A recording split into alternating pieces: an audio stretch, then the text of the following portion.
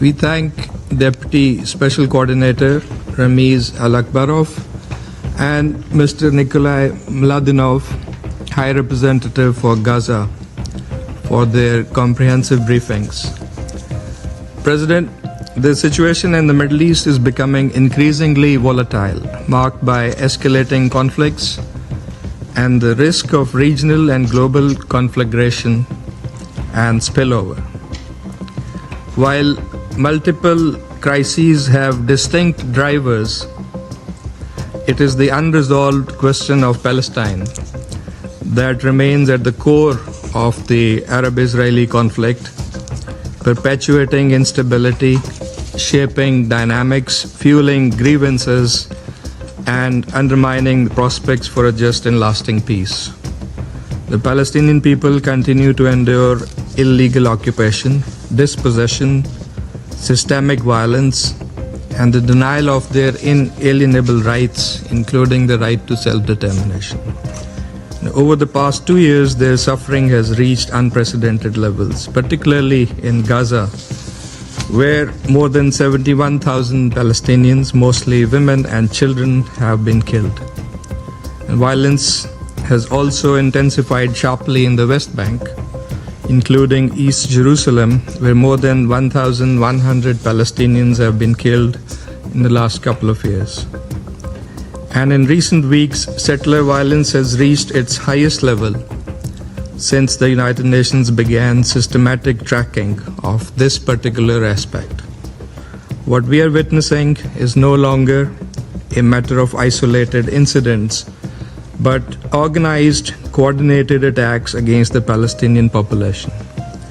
This is a direct consequence of an occupation system that has been allowed to operate with impunity. Let me underline that such measures violate international law, undermine the ongoing peace efforts, they run counter to the comprehensive plan, and they jeopardize the prospects of achieving a just and lasting peace. Just days ago, on 15th of March, fire was opened on a Palestinian family in the town of Tamun, where Ali Bani Auda, his wife Waid, and their 2 young sons, Uthman, aged 7, and Muhammad, aged 5, were killed.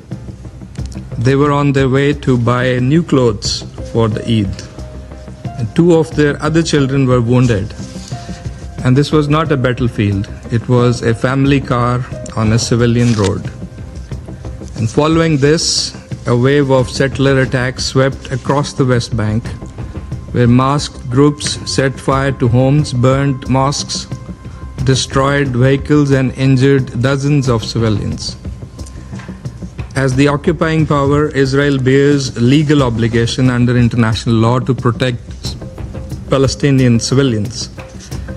That obligation is being violated, unfortunately, with impunity. Pakistan's solidarity with the Palestinian people remains unwavering. We stand firmly with them in their legitimate struggle against occupation, for their dignity, justice, and self-determination, and for the realization of an independent Palestinian state in accordance with international legitimacy. President, we are deeply concerned at the evolving situation in the broader Middle East. In fact, the region stands at a perilous crossroad with risk of wider conflagration and far-reaching consequences.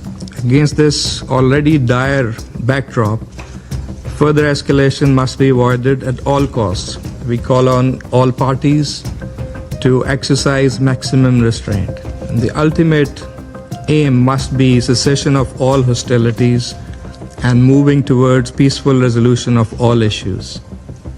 And together with other partners, Pakistan is actively engaged in promoting this